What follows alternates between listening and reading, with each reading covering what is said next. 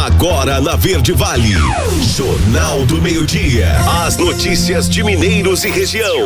Jornal do Meio-Dia, Verde Vale.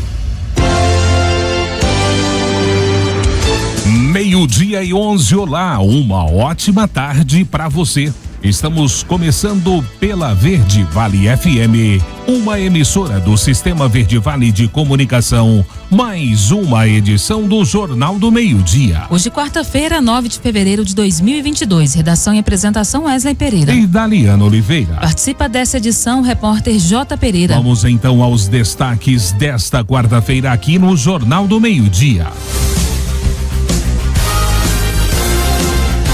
Anvisa nega mais 6 pedidos para registro de autotestes da Covid-19.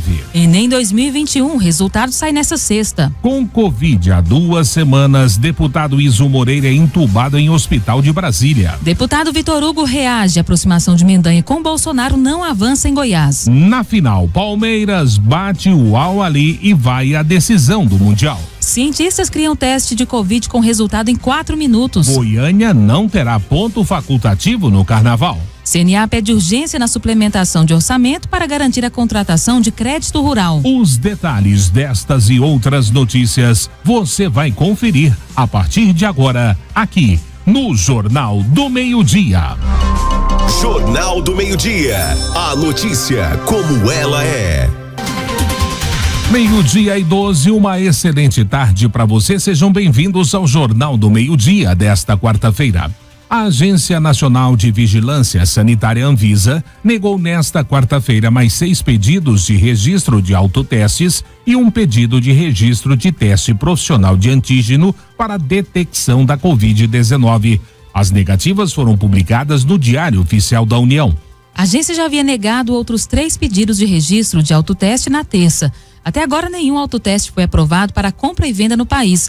A assessoria da Anvisa informou que os pedidos foram negados pelo mesmo motivo dos anteriores, a falta de estudos e documentos completos sobre os produtos ofertados. Um teste profissional de antígeno teve o pedido de registro aprovado pela agência. Esse, entretanto, só pode ser feito por profissionais de saúde, como diz o nome, em farmácias, laboratórios e unidades de saúde, por exemplo. Já o autoteste é feito pela própria pessoa em casa. E os candidatos que fizeram as provas do Exame Nacional do Ensino Médio 2021 poderão conferir as notas individuais na sexta-feira, dia 11.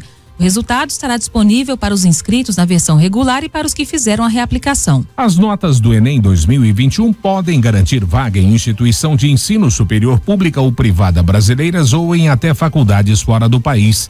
Cada oportunidade possui regras próprias e pode variar em cada instituição. Por isso é importante conhecer todas as condições. E o deputado estadual Iso Moreira, diagnosticado com Covid-19 há 2 semanas, foi entubado ontem no Hospital Sírio-Libanês em Brasília. A agência Assembleia de Notícias, a esposa do político de 74 anos, a prefeita de Simolândia, Idete Gomes, confirmou a informação. Ainda segundo a esposa Daliana, desde segunda-feira o deputado toma antibióticos para tratar a infecção no pulmão por orientação do médico Carlos Haas. A intubação ocorreu após piora no quadro pulmonar e também porque ele estaria muito ansioso e agitado, conforme a esposa. Iso já tomou as 3 doses da vacina contra a Covid-19.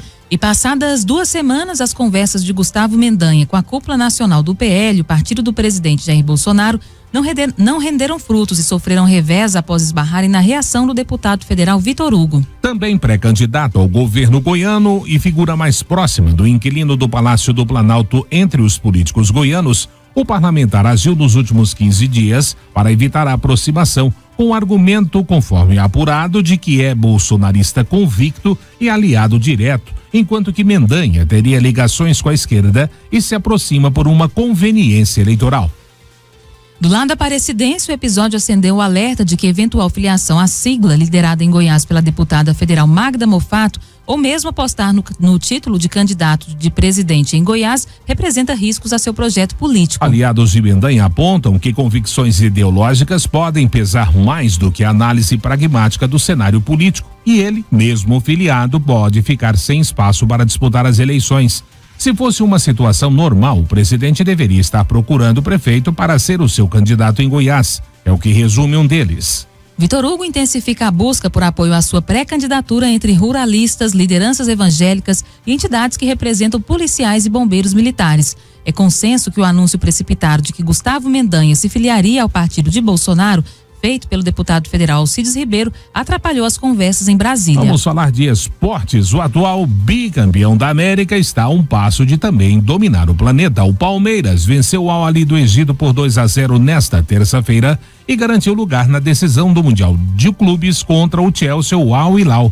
Rafael Veiga no primeiro tempo e Dudu no segundo marcaram os gols no estádio Al Nahyan em Abu Dhabi, nos Emirados Árabes. A vitória fez a justiça ao Verdão, muito superior do começo do jogo até fazer o segundo gol, quando com a vitória encaminhada permitiu que o adversário crescesse. A grande final da Liana será no sábado às 13h30 contra o vencedor do duelo entre Chelsea da Inglaterra e Al Hilal da Arábia Saudita, que se enfrentam, como dissemos hoje, daqui a pouco a partir das 13h30 no mesmo estádio da decisão. Também no sábado às 10 da manhã, o Al Ahly disputa o terceiro lugar contra o perdedor da outra semifinal de hoje. E a sede da Supercopa do Brasil foi definida pela CBF. A partida será na Arena Pantanal, em Cuiabá, no dia 20 de fevereiro, às 16 horas. Desde o fim do ano passado, havia uma indefinição sobre o local do jogo. O Atlético entra na disputa do título como campeão da Copa do Brasil e do Campeonato Brasileiro. Por ter sido vice-campeão nacional, o Clube Carioca entra na disputa. A presença do Clube Carioca vai no que rege o próprio regulamento da CBF, em caso de o mesmo time ocupar as duas vagas originais do torneio. Títulos do Brasileiro e da Copa do Brasil. Galo e Rubro Negro disputam o título em partida única. Quem vencer será o campeão. Se houver empate, a disputa vai para os pênaltis. E no agronegócio, depois das baixas da sessão anterior e em dia de novo boletim mensal de oferta e demanda do Departamento de Agricultura americano, o mercado da soja volta a subir na Bolsa de Chicago nesta quarta. Assim, as cotações tinham altas de 8,75 e 10,25 pontos nos principais vencimentos, levando o maio a $15,81 e o julho a $15,78 por bushel. Com os fundamentos positivos e mantido o viés de alta, o mercado corrige parte das perdas de ontem, ainda de olho no clima adverso e na quebra da safra da América do Sul. Ademais, sobem também os futuros do óleo e do farelo, que ontem também caíram e dão suporte aos preços do grão. O milho também sobe, enquanto que os trigos cede. O mercado espera não só pelos novos dados do departamento, que chegam às 14 horas, mas também pela estimativa da Conab, da safra brasileira de grãos. O último número da instituição para a produção da soja do país foi de 140,2 milhões de toneladas e do departamento americano foi de 139 milhões. Jornal do Meio-Dia. Agora, na Verde Vale, os comentários de Alexandre Garcia. Bom dia. Mais uma tragédia da pandemia. E talvez essa seja a que vai ter consequências a mais longo prazo. Segundo dados obtidos pelo IBGE, naquela pesquisa domiciliar por amostragem e alertada pela ONG Todos pela Educação, mais 2.300.000 crianças estão sem saber ler, sem terem aprendido a ler com 5 e 6 anos de idade, porque as escolas ficaram fechadas nos lockdowns decretados por prefeitos e governadores, sob a autorização, poder dado pelo Supremo Tribunal. Esse é um dado terrível, né? Que pega tanto crianças de famílias mais abastadas quanto crianças mais pobres. Entre os mais pobres, subiu de 33% esse analfabetismo etário para 51%, mais da metade. E entre os de mais recursos, o salto foi maior relativamente, porque subiu de 11,4% para 16,6%. O Johns Hopkins dos Estados Unidos já fez um longo estudo mostrando que o lockdown não teve nenhum efeito, né? Mas teve prejuízo, gerou prejuízo. Esse talvez seja o maior deles. Eu estou contando isso porque em muitos lugares ainda está se discutindo, se relutando em reabrir escolas para o ensino, o necessário ensino, a formação do futuro, porque sem ensino o país não tem futuro. Bom, uma outra questão aqui que eu queria mencionar é que foi concluído pela inteligência da Polícia Federal um inquérito administrativo que mostra que aqueles documentos que o presidente Bolsonaro usou e que foram entregues por um delegado para a comissão da Câmara que pediu, foi tudo feito de modo transparente, dentro da lei, e diz a conclusão que não há determinação da autoridade policial ou decisão judicial que imponha a tramitação do inquérito sob sigilo ou segredo de justiça, nem classificação de documentos ou peças com algum grau de reserva. Pronto, acabou. Foi um fiasco o que se fez aí, todo esse barulhão, né? Acabou. Bom, fala em presidente, hoje é o grande dia da ligação das águas da Serra da Canastra, quase divisa entre Minas Gerais e São Paulo. As águas chegam ao Rio Grande do Norte, depois de 3.000 quilômetros. O presidente vai estar em Jardim de Piranhas, né, e Jurucutu.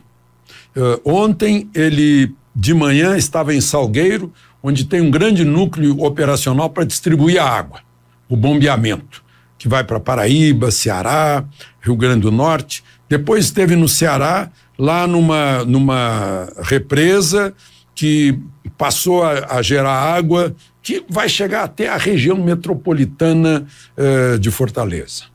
Em outras palavras, quando o dinheiro não vai para Cuba, Venezuela, nem vai pelo ralo da corrupção, se conclui a transposição do Rio São Francisco. Uma outra questão que eu queria contar para vocês: a Lei Rouanet já está vigorando, já não é mais para beneficiar só artista rico, que cobra aí 400, 500 reais de ingresso. Vai ser principalmente, e esse era o objetivo da lei de 1991, de prestigiar aqueles que estão começando, aqueles que precisam, a verdadeira cultura brasileira e a arte brasileira. Valores foram alterados. Imagina só que havia subsídio de aluguel de 2 milhões de um teatro. Agora o subsídio de aluguel é no máximo de 10 mil. Por artista era 1 milhão. Agora baixou para 500 mil. Claro que esse não é o limite para recuperar museus, prédios históricos, ajudar orquestras, promover festas populares tradicionais. Mas eram coisas incríveis aí que aconteciam. Havia subsídio para pagar para o artista 45 mil de cachê. Agora o limite é 3 mil. Claro que certos artistas que vocês conhecem, que têm grande bilheteria, já foram até a Corte Interamericana de Direitos Humanos, e porque também não ficou mais obrigatório botar um escritório de advocacia para fazer o processo, a OAB também está entrou no Supremo, né? É o direito de espernear, de chorar, né? Agora, lembre-se, é o nosso dinheiro. De Brasília, Alexandre Garcia. Você ouviu os comentários de Alexandre Garcia. Oferecimento. O Centro de Diagnósticos de Mineiros tem realizado grandes investimentos em modernização, garantindo alta tecnologia em imagem, com equipamentos de última geração para sua maior segurança e tranquilidade. Corpo clínico altamente especializado. No Centro de Diagnósticos, você conta com tomografia computadorizada, ressonância magnética de alto campo, mamografia 100% digital, densitometria óssea e Doppler fluxometria. Centro de Diagnósticos de Mineiros, sempre presente excelência em atendimento e qualidade técnica. Agende seu horário 64 3661 1799 ou pelo WhatsApp 64 99951 9680. Acesse o nosso site www.cdmineiros.com.br. 12:25, primeiro intervalo do Jornal do Meio-Dia desta quarta-feira, e já vamos destacar para você que cientistas criam teste de Covid com resultado em 4 minutos. Goiânia não vai ter ponto facultativo no carnaval. CNA pede urgência na suplementação de orçamento para garantir contratação de crédito rural. Os detalhes destas e outras notícias você confere já no próximo bloco, aqui no Jornal do Meio-Dia. Jornal do Meio-Dia. Já estamos de volta com o Jornal do Meio-Dia. Pesquisadores da Universidade Fudan, em Xangai, na China, dizem ter desenvolvido um teste de Covid-19 com a mesma exatidão do RT-PCR, mas que fica pronto em 4 minutos. Os cientistas afirmaram ainda que o mesmo método pode ser aplicado para a detecção rápida de outras doenças. O PCR é considerado o teste mais preciso para detectar infecção pelo SARS-CoV-2, mas seu resultado pode levar horas ou dias para sair. Em artigo publicado nesta última segunda-feira, na revista científica Nature Biomedical Engineering, os cientistas chineses afirmaram que o teste usa microeletrônica para analisar o material genético, eliminando a necessidade da amostra ser enviada a um laboratório. Os pesquisadores relatam ter testado o método em 33 amostras de pacientes com Covid-19, que também foram submetidos ao exame PCR. Os resultados das duas metodologias apresentaram uma coincidência perfeita. O método foi testado também em 54 pessoas e nenhuma apresentou falso positivo. Entre os voluntários estavam pacientes com febre sem resultado positivo para a Covid-19 e profissionais da área da saúde. E segundo os pesquisadores, os sistemas microeletromecânicos são altamente integráveis, pequenos, baratos e eficientes, com viabilidade de comercialização, além de produção em larga escala. Aqui em Goiás, a prefeitura da capital confirmou ontem que não vai decretar ponto facultativo na data prevista para o carnaval. Os blocos de rua foram proibidos por conta do grande número de casos da Covid-19. A informação foi confirmada pela Prefeitura de Goiânia na tarde de ontem. No calendário de 2022, o carnaval acontece entre 25 de fevereiro e 2 de março. O evento não é considerado um feriado nacional no Brasil, e sim um ponto facultativo. Em decreto publicado em janeiro, Goiânia proibiu o carnaval, grandes shows e baladas. O governo de Goiás ainda não informou se os servidores terão ponto facultativo na data comemorativa. Jornal do Meio-Dia. 12:30, governo de Goiás vende Celg Transmissão e o dinheiro irá ajudar a tirar o caixa do Fundo da Previdência dos Servidores Públicos do Vermelho e beneficiar aposentados e pensionistas do estado. Vamos conferir os detalhes desta matéria com Juliana Carnevali. O governo de Goiás assinou o contrato de venda da Celg Transmissão SA, Celg-T, para a EDP na última segunda-feira, dia 7. A estatal foi leiloada por R$1,977 bilhões em outubro do ano passado. Com as correções monetárias, o valor repassado ao Estado saltou para R$2,113 bilhões, montante que será 100% destinado à recomposição do Fundo Previdenciário do Estado. O valor arrecadado com o leilão vai amortizar o déficit previdenciário em Goiás e ainda permitir que se isente da contribuição previdenciária aposentados e pensionistas que recebem até R$3.000. Quem recebe acima desse valor vai contribuir com alíquotas progressivas apenas sobre a quantia que exceder os R$3.000, como explica o governador Ronaldo Caiado. E graças a este trabalho que foi feito, ao invés da reforma da Previdência descontar ali do aposentado e do pensionista acima do salário mínimo, seria de R$1.100, graças a essa privatização, este patamar foi elevado a R$3.000. Então, todo aposentado e servidor pensionista no estado de Goiás, ele não tem nenhuma incidência até R$3.000. Presente há mais de 20 anos no país, a EDP é uma das maiores empresas privadas do setor elétrico. Com mais de 10 mil colaboradores diretos e terceirizados, a companhia tem negócios em geração, transmissão e soluções em serviços de energia, como geração solar, mobilidade elétrica e mercado livre de energia. De Goiânia, Juliana Carnevali. E no esporte, o único europeu a perder o Mundial de Clubes nos últimos 14 anos, o Chelsea inicia nesta quarta-feira a sua segunda tentativa de conquistar esse título inédito em sua história. O atual campeão da Liga dos Campeões enfrenta o Al Hilal no estádio Mohammed bin Zayed, em Abu Dhabi, para decidir quem enfrenta o Palmeiras na decisão de sábado. Em sua única experiência anterior no Mundial, o Chelsea perdeu a final de 2012 para o Corinthians por 1-0. De todos os europeus que disputaram o torneio no atual formato sob a organização da FIFA, o time londrino é o único que não a conquistou. Liverpool e Barcelona também perderam em suas primeiras participações, mas levaram a taça posteriormente. O Al Hilal faz a sua segunda semifinal de Mundial e tenta chegar à decisão pela primeira vez. Como dissemos, o jogo começa daqui a pouco às 13h30. E Renato Kaiser é o novo reforço do Fortaleza. Ele foi artilheiro do Atlético Paranaense em 2021, com 12 gols marcados. Foram 4 na Copa do Brasil, 2 na Sul-Americana e 6 pelo Brasileiro. O contrato com o jogador é até o fim de 2025. O Leão adquiriu 60% dos direitos econômicos do atleta por R$6 milhões, sendo 4 milhões pagos nesse ano e o restante em 2023. Antes, o Fortaleza anunciou 2 atacantes, Moisés, ex-Ponte Preta, e Silvio Romero, que chegou de forma surpreendente, depois de também ser alvo do rival Ceará.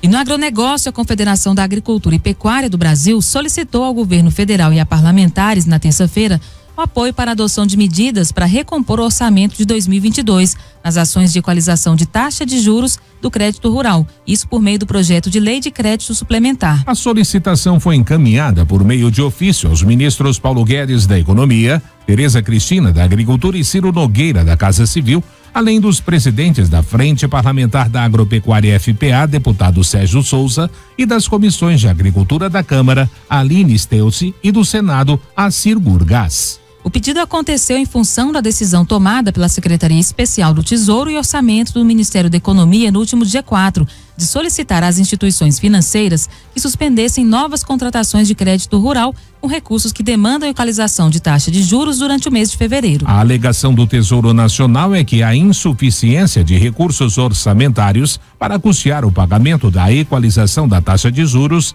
nessas operações. Segundo a CNA, dos 7,83 bilhões de reais autorizados para despesas com equalizações de taxa de juros, como operações de custeio, investimento e Pronaf, em 2022, 7,76 bilhões de reais já estão empenhados. No lançamento do Plano Agrícola e Pecuário 2021-22, o governo havia anunciado 13 bilhões de reais no orçamento para equalizações de taxas de juros. E a Secretaria de Saúde aqui de Mineiros continua com o carro da vacina circulando pelos bairros aqui da nossa cidade, nos locais de maior movimentação de pessoas, assim bem como em regiões de difícil acesso.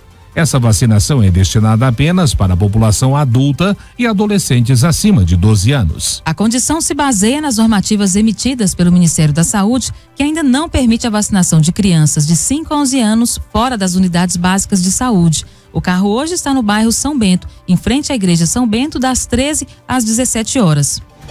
Jornal do Meio-Dia.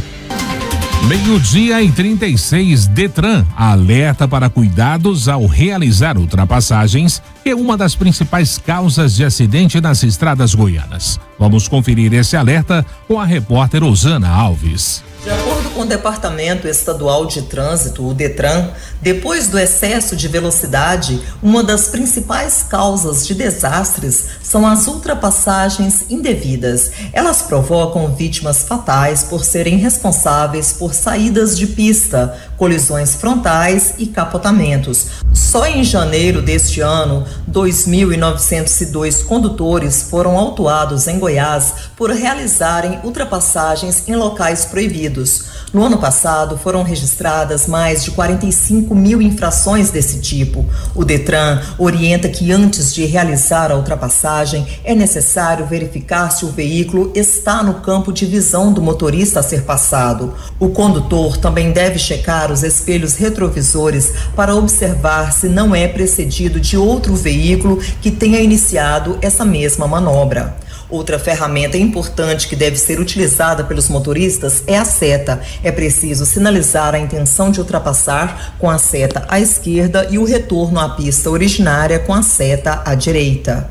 Os faróis devem estar acesos e a marcha do veículo deve ser utilizada corretamente para garantir a segurança da manobra. O Detran também orienta que ultrapassagens não devem ser feitas em vias de duplo sentido de direção e pista única, em pistas divididas por faixas contínuas, em curvas, em aclives sem visibilidade suficiente.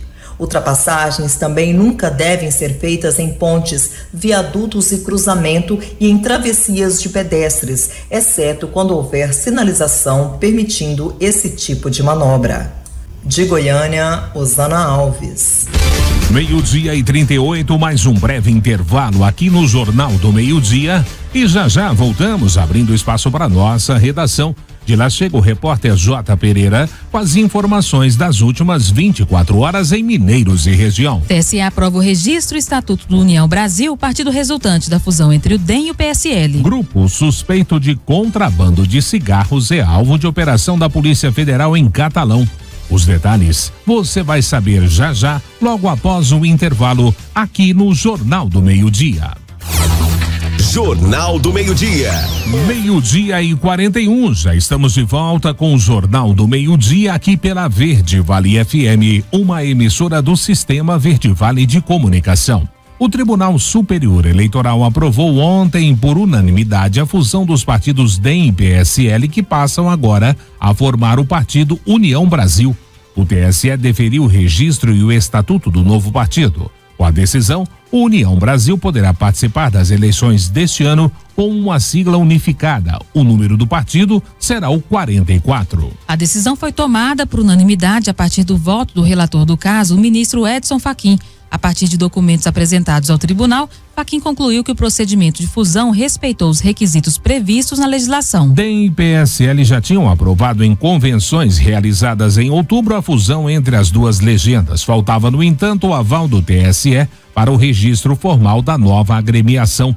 Dirigentes do novo partido também já decidiram que o atual presidente do PSL Nacional, deputado Luciano Bivar de Pernambuco, será o presidente do União Brasil.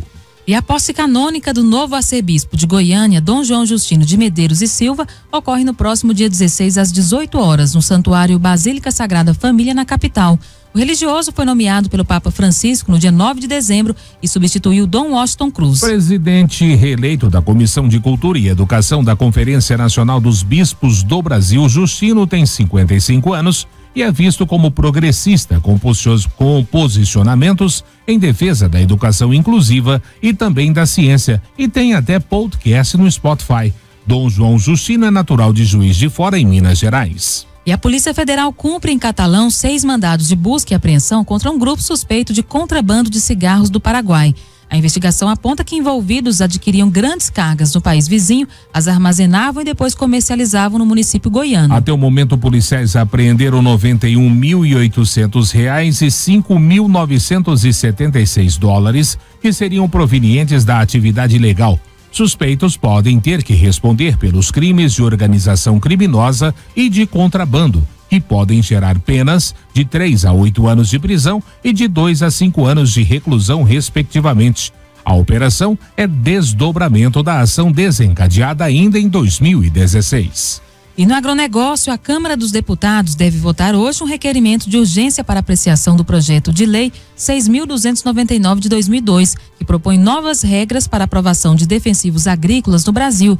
O texto, de cerca de 20 anos, tem origem em uma proposta do então senador Blairo Maggi. O projeto está pronto para ser votado em plenário, mas tem ficado de fora da pauta. De acordo com a Frente Parlamentar da Agropecuária, a proposta prevê uma análise mais completa e leva em consideração todos os riscos envolvidos à saúde e ao meio ambiente. Inclusive, acrescenta critérios referentes à exposição de pessoas a esses produtos, a exemplo do que é feito em países com agricultura similar à brasileira, como é o caso da Austrália e dos Estados Unidos. O PL também propõe que o termo agrotóxico seja substituído por pesticida. A sessão deliberativa do plenário da Câmara, que deve votar a proposta, está agendada para ter início às 13h55.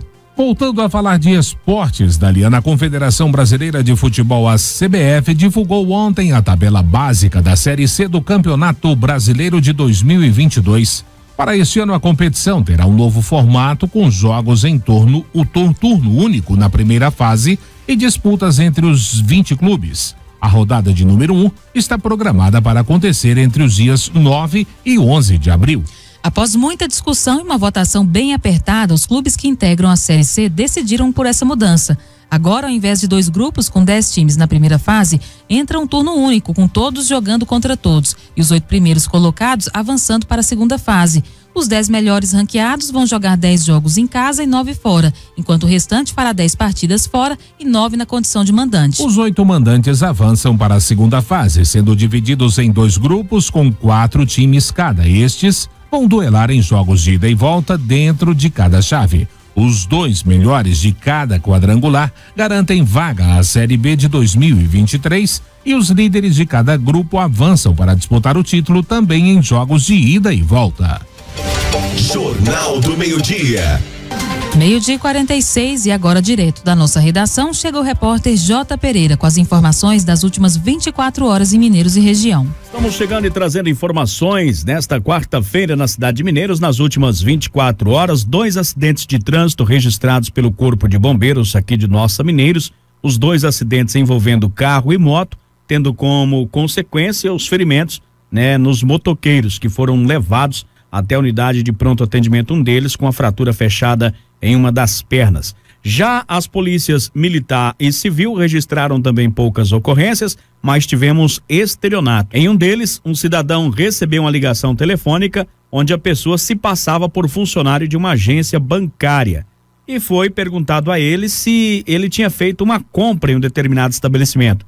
Ele informou que não, e então eles disseram que o cartão de crédito havia sido clonado e que ele era da Polícia Federal, e outra pessoa que ligou posteriormente disse que era da Polícia Federal e queria mandar alguém buscar o cartão para iniciar as investigações. E adivinhe só, final da tarde, alguém apareceu na residência dele, se apresentou como delegado, inclusive utilizou o nome do delegado aqui da cidade de Mineiros, e acabou levando os cartões dele, justamente, ele entregou os cartões.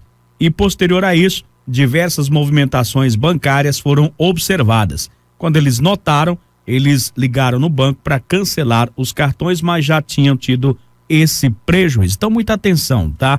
Banco não manda buscar cartão, banco não exige de você senha, e fique atento aí com essas ligações de pessoas informando aí que o seu cartão foi clonado, que alguém tentou fazer compra. Ligue na agência bancária e se informe com algum atendente real da sua agência, certo? Eram estas as informações de hoje da redação J. Pereira. 12:48, chegamos assim ao final desta edição do Jornal do Meio-Dia. Estas e outras notícias você vai encontrar nas nossas redes sociais. No Instagram e no Twitter, @VerdeVale Mineiros, no site www.verdevale103.com.br e na nossa fanpage facebook.com/Verdevale Mineiros, de hora em hora na programação Verde Vale 103,7 ou ainda em caráter excepcional. Jornal do Meio-Dia, jornalismo imparcial, a verdade sempre em primeiro lugar. Vem aí na programação Verde Vale, o programa Show da Tarde com Sérgio Demarco. Para você, uma ótima tarde de quarta-feira. O Jornal do Meio-Dia estará de volta amanhã. Boa tarde.